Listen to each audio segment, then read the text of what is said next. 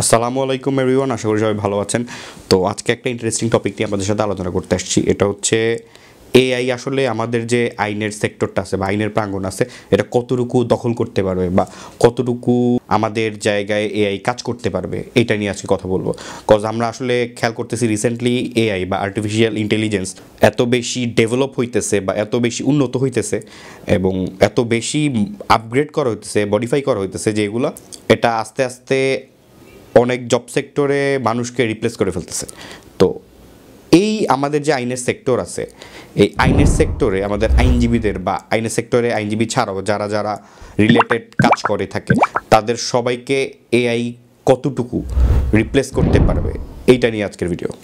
আমরা রিসেন্টলি খেয়াল করলে দেখব যে এআই বা আর্টিফিশিয়াল ইন্টেলিজেন্স বলতে যেটা আমরা বুঝি, এটা অনেক ডেভেলপ হইতেছে দিন দিন, এটা আরও অনেক উন্নত হইতেছে।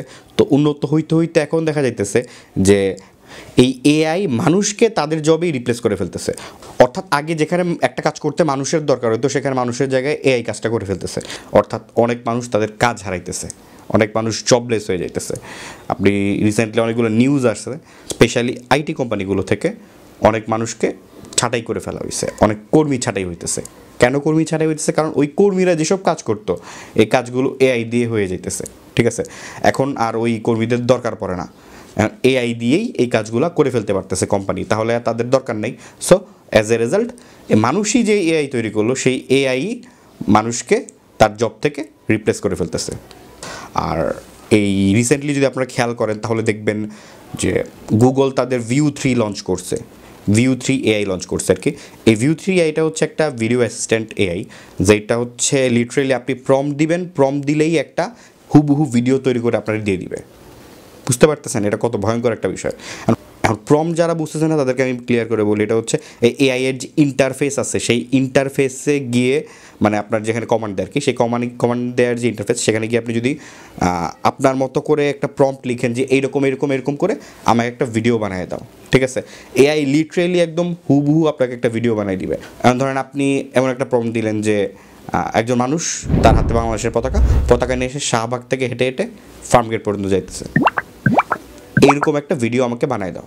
এটা বললে ওই এআই হুবহু আপনাকে সেম ভিডিও বানাই দিবে, যেটা View 3 আর কি, View 3 এআই আপনাকে হুবহু সেম ভিডিও বানিয়ে দেবে। আপনি যদি বলেন যে হ্যাঁ, একজন লোক সে বাইকের মধ্যে বসে আছে, বাইকটা সে রাইড করে এখান থেকে ওখানে গেছে, বা সে বাইক নিয়ে একটা স্টান্ট করলো, এরকম একটা ভিডিও আমাকে বানিয়ে দাও, আপনি লিখে দিবেন, ডিসক্রিপশনে লিখে দিবেন, ঠিক আছে।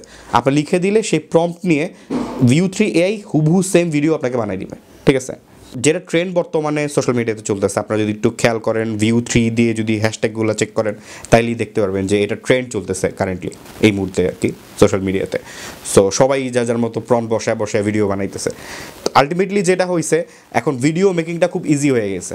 এআই যত ডেভেলপ করতেছে, আস্তে আস্তে অনেক মানুষের জব চলে যেতেছে, তাদের চাকরি চলে যেতেছে, ঠিক আছে। কারণ এখন আর ওই মানুষদের দরকার নাই, ঠিক আছে, ওই কাজটা তো এআই করতে পারতেছে। স্পেশালি এই ধরনের যে View 3 যেই এআইটা নিয়ে আসছে, এই ধরনের এআই যখন ডেভেলপ হওয়া স্টার্ট করছে, তখন আপনার সবচেয়ে বেশি এফেক্টেড হবে হচ্ছে ফ্রিল্যান্সাররা, যারা ফ্রিল্যান্সিং করে। ধরেন আপনার ফাইবারে, আপওয়ার্কে যেসব ফ্রিল্যান্সাররা ফ্রিল্যান্সিং করতেছে, তারা অনেক বেশি এফেক্টেড হবে এটাতে, তারা অনেক বেশি ক্ষতিগ্রস্ত হবে। কারণ তারা এতদিন তো এটাই করতো, ঠিক আছে। তাদের কাজ কী ছিল, মানে বেশিরভাগই কাজ কী ছিল, তারা করতো কি, ধরেন ফরেন কোনো কান্ট্রি থেকে একজন লোক বা একজন বায়ার আর কি, ধরেন অর্ডার দিল একটা ভিডিও বানায় দেওয়ার জন্য, এডিট করে দেওয়ার জন্য ভিডিও। এই ব্যক্তি বাংলাদেশে বসে সেই ভিডিওটা এডিট করে দিল, সেই তো ফ্রিল্যান্সার, তাই না? এখন ধরেন ফরেন কোনো একজন বায়ারের কোনো একটা লোগো ডিজাইন করার প্রয়োজন হইলো বা ওয়েব ডিজাইন করার প্রয়োজন হইলো, সে অর্ডার করলো ওই ফাইবার বা আপওয়ার্কের থ্রুতে, ফ্রিল্যান্সার বসে আছে, সে অর্ডার পাইলো, সে অর্ডারটা পেয়ে কী করছে, সে লোগোটা ডিজাইন করলো বা ওয়েব ডিজাইনটা করে দিল, হোয়াট এভার, এই ধরনের কাজগুলো করতেছে, ঠিক আছে। এখন এই কাজটা করাতে কি বায়ারের টাইম বাঁচতেছে, সময় বাঁচতেছে। কেন বায়ার দিতেছে?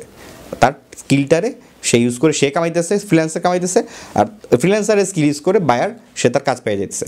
এখন মজার জিনিস হচ্ছে, এখন ওই যে ফরেন যে বায়ার বসে আছে, তার কাছে এআই দেওয়া হইলো।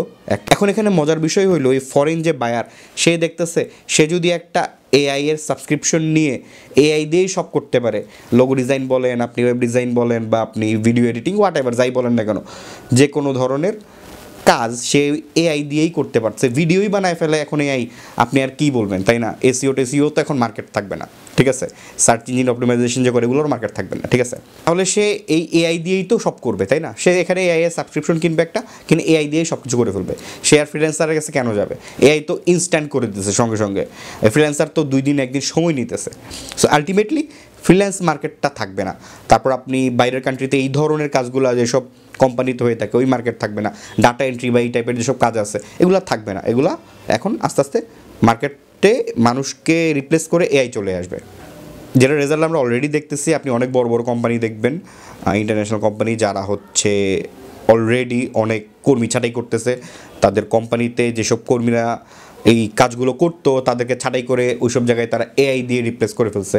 এটা তাদের জন্য সময়ও বাঁচতেছে, টাকাও বাঁচতেছে।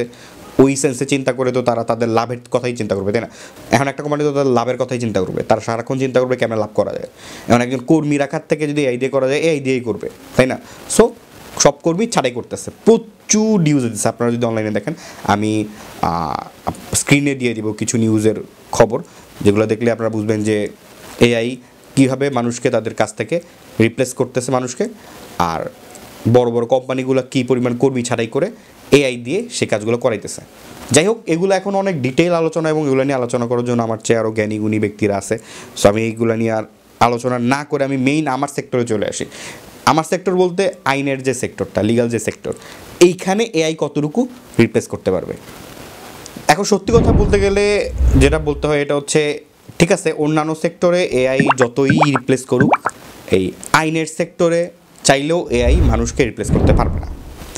কারণ প্রথম কথা হচ্ছে, এই আইন যে পেশাটা, আইন পেশাটা হচ্ছে চাইলে এআই দিয়ে আপনি একটা লিগাল একটা এআই তৈরি করতে পারেন। অলরেডি অনেক এআই আছে, আর আপনি যদি চান কোর্টরুমে আপনি 2টা এআই বসাই দিতে পারেন, 2 পক্ষে 2টা এআই লয়ার বসাই দিতে পারেন।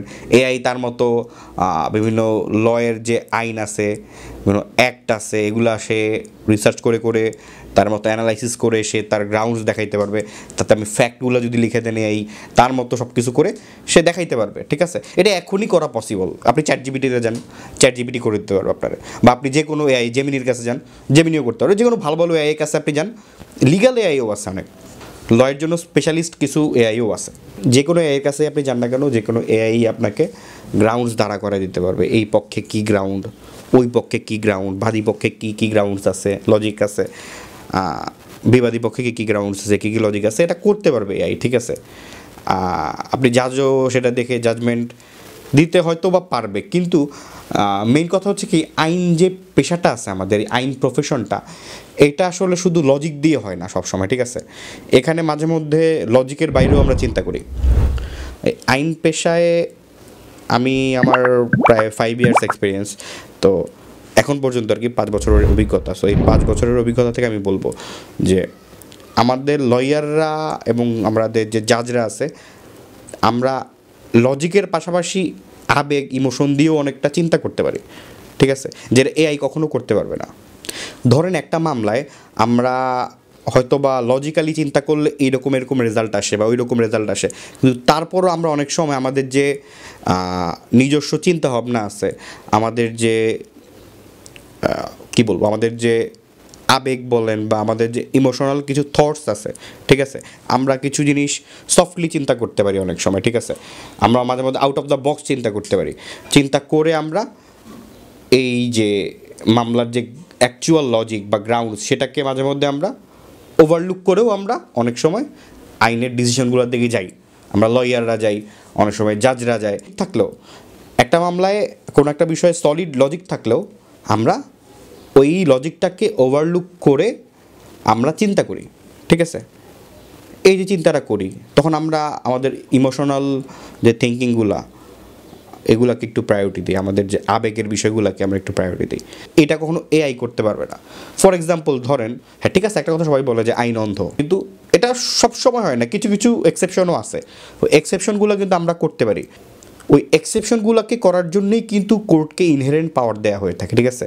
থার্ড যে পয়েন্টটা আমি বলবো, এটা হচ্ছে আমাদের স্পেশালি বাংলাদেশে যে কোর্ট প্রসেসটা হয় বা লিগাল যে প্রসিডিংগুলো হয়, এগুলো এখনও অনেক ম্যানুয়াল, ঠিক আছে? এগুলো এখনও অতটা মানে ডিজিটাল করা হয় নাই, যার থেকে আপনার এআই যেখানে আর কি অ্যাসিস্ট করতে পারবে, এরকম এনাফ ডিজিটাল এখন হয় নাই বা তার ধারে কাছেও নাই। ঠিক আছে, সত্যি কথা বলতে ধারে কাছেও নাই। ঠিক আছে, একটা এআই অ্যাসিস্ট করার জন্য যে পরিমাণ ডিজিটালাইজেশনের দরকার, অতটা ডিজিটাল আসলে আমাদের কোর্ট প্রসিডিংগুলো হয় নাই, বা কোর্টের যে ইনভারনমেন্টগুলো বলেন বা যেখানেই বলেন অতটা ডিজিটাল হয় নাই যে চাইলেই এআই দিয়ে অ্যাসিস্ট আনা যেতে পারে। ঠিক, আমাদের কোর্টের প্রসিডিংগুলো এখন অনেক পুরনো দিনের এবং ওই ধাঁচেই চলতেছে, অনেক ম্যানুয়াল। আপনি যদি কোর্টে যান দেখবেন যে একটা নথি বের করতে যে পরিমাণ ঝামেলা হয়, দেখা যায় যে আজকে মামলার ডেট আছে কিন্তু নথি পাওয়া যাচ্ছে না। নথি কই? নথি পাওয়া যাচ্ছে না, অনেক খোঁজাখুঁজির পর 8টা-10টা আলমারি ঘেটে চিপার থেকে বের করে নিয়ে আসে একটা নথি। ওই নথির মধ্যে দেখবেন ধুলা টুলা পরে, বালু পরে এত নোংরা অবস্থা হয়ে থাকে। সেই ফাইল নথি বলতে আর কি মামলার ফাইলগুলো আর কি।